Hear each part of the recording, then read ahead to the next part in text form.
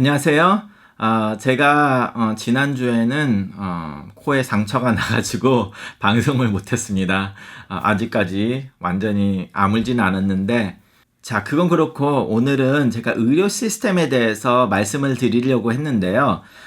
그러다 갑자기 예전에 인턴하고 레지던트 할 때 미국 의사들 사이에서 이 떠돌았던 그 풍자적인 농담이 생각이 나서 그것을 먼저 말씀해 드릴까 합니다.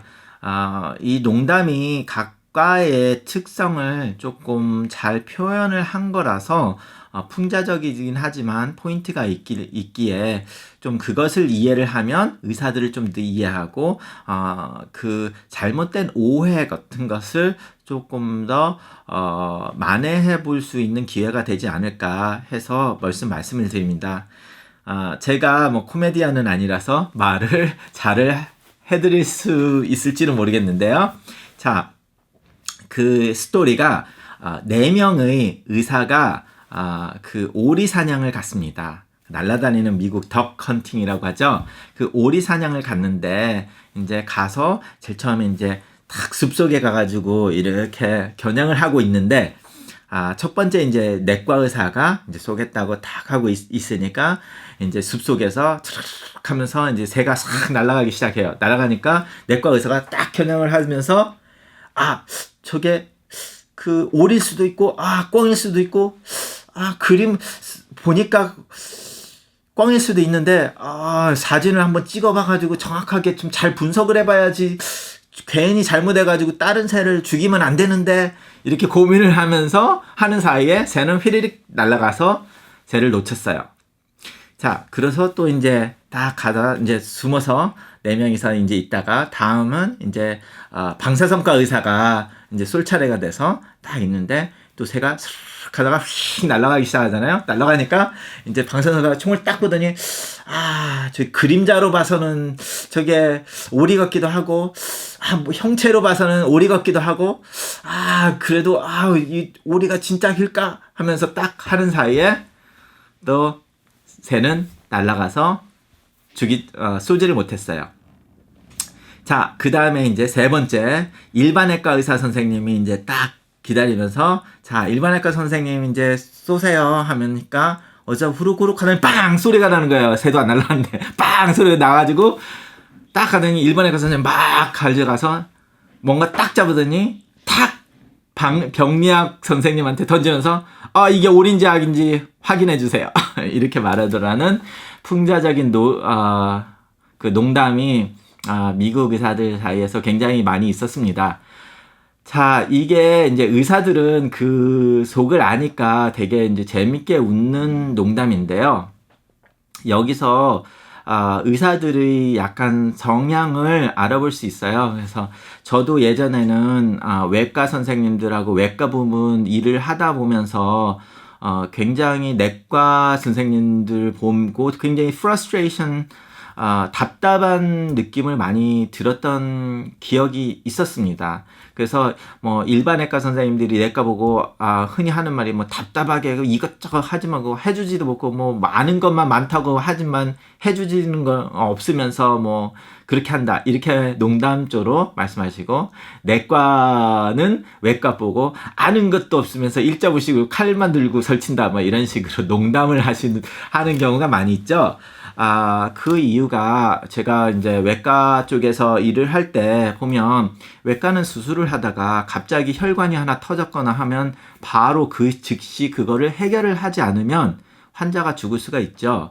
그렇기 때문에 저도 그 이식 관련해서 이식에 대한 외과 쪽의 그 연구를 많이 하다가 보면서 느끼는 게 항상 그때 지금 당장 해결하지 않으면 몇 분만 해도 환자가 죽을 수 있는 상황을 겪기 때문에 일반외과 선생님은 즉시 행동에 게시하는 스타일로 자기의 성격이 바뀔 수밖에 없습니다. 그런 반면에 이제 제가 이제 내과를 하게 됐잖아요. 그래서 내과를 한 지 지금 15년이 됐는데요. 그 내과를 하면은 굉장히 지식적으로 많이 가야 되고 검사가 많고 그러다 보면 이 모든 검사가 100% 확실한 검사가 없어요. 그러다 보니까 이 검사를 해보고 이 검사에서 몇 프로 확률 있고 몇 프로 안 되니까 그 다음 추가 검사를 하고 그 추가 검사에서는 또 이렇게 나오니까 또 추가 검사를 하고 몇 번의 단계적인 추가 검사를 하다 보면 환자들이 화를 낼 경우도 당연히 있게 됩니다. 뭐 여기는 뭐 내과 의사들은 무슨 검사만 하다가 날 새겠다 이런 말을 외과 선생님들은 하게 되죠.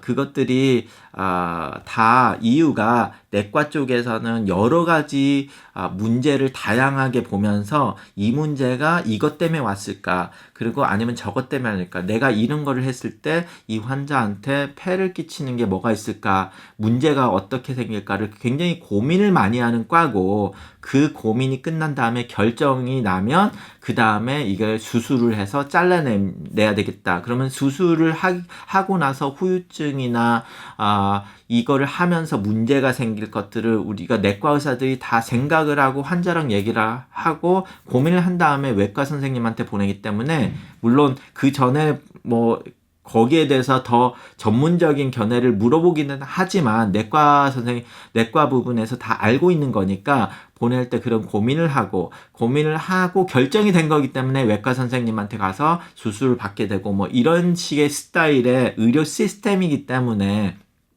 내과 의사는 그 결정을 하기 전에 모든 검사를 다 해서 확실하게 이게 해야 되는 거라는 거를 정리를 해서 보내주는 게 내과 의사의 책임이죠. 그러다 보니까 풍자적인 농담이 그렇게 되는 겁니다. 이 검사 저 검사 다 하고 결과적으로 끝에 가는 수술하게 되잖아요. 그래서 뭐 수술을 하는 거라면 근데 그 전에까지는 고민을 하고 거기를 갔을 때는 고민 없이 수술을 다 벌써 미리 다 했으니까 하게 되는 거고. 그래서 이제 여러 과를 돌아다니다 보면 문제가 많으신 분들은 뭐 외과도 가고 내과도 가고 뭐 여러 암 치료하시는 분도 보고 뭐 이렇게 하다 보면 좀 과마다 프러스트레이션이 당연히 생길 수가 있게 됩니다. 그래서 우리가 근래 들어 항상 하는 말이 자기 주치의를 세우고 주치의와 상의를 하라는 말이, 주치의는 지금 내과와 가정의학과가 주치의가 되잖아요. 그 내과의 전문의가 모든 자료를 보고 이것과 저것을 고민을 한 다음에 같이 하는 시스템이 그 주치의죠. 그러다 보니까 이제 사람들이 주치의를 통해야 되는데 메디케어 같은 경우는 아무데나 자기 맘대로 가다 보니까 그런 주치의 그 고민 없이 내과로 훌쩍 넘어가게 되면 주치 없이, 그러면은 외과에서 너무 과격하게 가는 경우가 있고 뭐 이런 경우가 있으니까 내과랑 상의를 해서 가라 뭐 이런 식으로 해서 그거를 리스트릭션을 제한을 둬서 하는 시스템 자체가 HMO 시스템을 만들어서 주치의가 허락을 해야지만 가게 해서 이 고민을 여기서 하라는 거죠. 이제 그렇게 하다 보니까 이제 뭐 이쪽 저쪽 의사를 자기 마음대로 보고 싶으신 분들은 여기에서 허락을 해줘야 돼 가니까 불편하다. 그래서 안 들으셨는데, 우리들이 그 시스템을 만들어 놓은 자체가 그 고민을 여기서 먼저 하고 가라는 얘기입니다. 그러면 그 너무 과격한 치료를 피할 수도 있고 그렇게 되니까요. 의료 시스템이란 자체가 그런 스텝으로 해서 의사들이 모든 걸 다 한꺼번에 할 수 없기 때문에 분류가 돼 있는 거고, 그 분류가 너무 세분화되다 보니까 환자분들이 그걸 일일이 찾아가지고 요 사람한테는 요거, 저 사람한테는 저거, 이걸 다 하기가 어렵게 되다 보니까 이제 주치의 제도를 만들게 된 겁니다. 그리고 주치의 제도를 떠나서도 이제 내과에서 검사를, 왜 여기는 내과에서는 검사를 많이 하는데 외과 가서는 틱틱틱 한두 개만 하는데 여기는 이렇게 많이 하냐, 그런 오해가 생기는 이유가, 내과적인 검사들은 많이 피검사와 초음파, 그 엑스레이, CT, MRI 이런 검사를 내과에서 많이 하게 되고 그걸로 결정을 해서 일반외과 선생님한테 보내면 일반외과 선생님은 그걸 가지고 무슨 암이다, 종양이다 그러면은 들어가서 그거를 조직검사를 하고 조직검사한 거를 병리학 선생님이 보고 결과를 말해주고 뭐 이런 식으로 돼 있으니까 여기 가서 그거를 초반 검사를 할 수가 없어요. 일반외과에서는. 그러다 보니까 어떤 문제들이 또 생기냐면 HMO가 아니신 분들은 제일 처음부터 내가 이거 암이니까 뭐 수술해야 되니까 이제부터는 수술하는 의사만 그래서 2, 3년을 다니세요. 그러고 나서 내과 병원을 안 가다 보니까 나는 이 사람도 의사인데 여기서 다 했다고 생각을 하세요. 근데 외과 선생님은 콜레스테롤 관리, 혈관 관리, 혈관 관리 같은 경우는 뭐 혈관에 가면 혈관 관리를 해주겠지만 그 외에는 안 해주죠.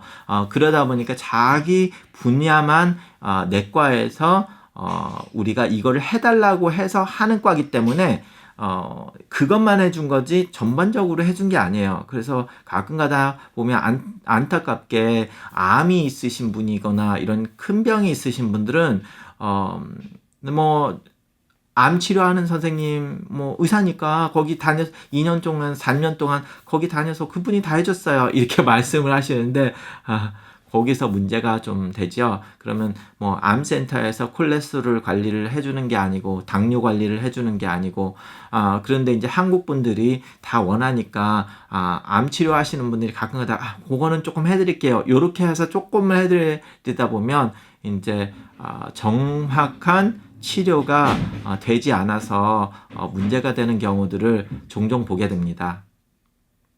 자, 지금 제가 뭐 내과 의사들은 뭐 고민을 많이 하고 외과 의사는 고민을 안 한다. 그게 아니라 그 과마다 자기 특성이 있어서 그 혈관을 뭐 외과 수술하다가 세워라 내워라 환자를 천천히 볼 수도 없는 과니까 그 스타일로 가게 된 거고 그래서 특히 암을 가지고 계신 분이 이제 외과 가면 너무 너무 성의 없이 본다는 말을 많이 듣게 됩니다. 외과 선생님이나 아니면 정형외과 이런 선생님이 딱 와가지고 뭐 되게 건성으로 봤다 아니면은 자기를 뭐 이런 식으로 하세요 그냥 하고 휙 나갔다 이렇게 하는데 제가 그럴 때마다 환자분들한테 이 말을 해요. 어머니 어차피 제가 거기 정형외과 수술 때문에 가서 했으면 그분은 수술해주면 다 했잖아요. 그렇기 때문에 그분은 길게 말할 이유가 없었죠. 그리고 암이 생겨가지고 암 잘라내라고 우리가 보내준 거면 당연히 그분은 암만 잘라주고 그 다음에 어떻게 될 겁니다. 이 수술을 하면 무슨 문제가 있습니까? 그 얘기만 하고 딱 끝나면 되기 때문에 그분이 꼭 건성으로 환자를 본 것도 아니고 환자한테 예의 없이 본 것도 아니라고 생각을 하셔야 됩니다. 그분은 그분대로 나름대로 요거니까 수술을 이렇게 하면 됩니다 하고 끝내면 그분의 모든 책임을 다 한 거죠. 물론 환자분들한테 굉장히 친절하게 해주는 것도 중요는 하지만 뭐 그거는 모든 분들이 자기 성격이 따를 수도 있으니까. 그래서 제가 내과 의사로서 아니면 주치의로서 어떤 뭐 예를 들어서 환자가 뼈가 부러졌다. 그러면 뭐 정형외과 가서 뼈 부러졌네요. 그냥 해드릴게요 하고 씩 나갔다고 하면 나가가지고 이거 기부하면 되잖아요. 그렇죠? 그러다 보니까 이게 환자분들이 어떤 특정 과에 가서 서운함이 있다면 그거는 그 과의 선생님의 성격도 문제가 있을 수는 있지만 우리가 굉장히 긴 세월 동안 의료 시스템의 인턴 레지던트까지 해서 몇십 년을 교육을 받다 보면 자기가 그 과에 대해서 성격이 그쪽으로 바뀌게 돼요. 그러다 보니까 거기에 그 환자들을 그렇게 봐야 될 수밖에 없는 상황이 펼쳐지니까. 그래서 그런 일이 있었으니까 많은 오해가 없으셨으면 합니다. 주치의로서 가끔가다 어떤 분들한테 보내면 서운해 하시는 분들이 있어서 오늘 그 오해를 좀 풀어드렸으면 해서 말씀을 드립니다. 감사합니다.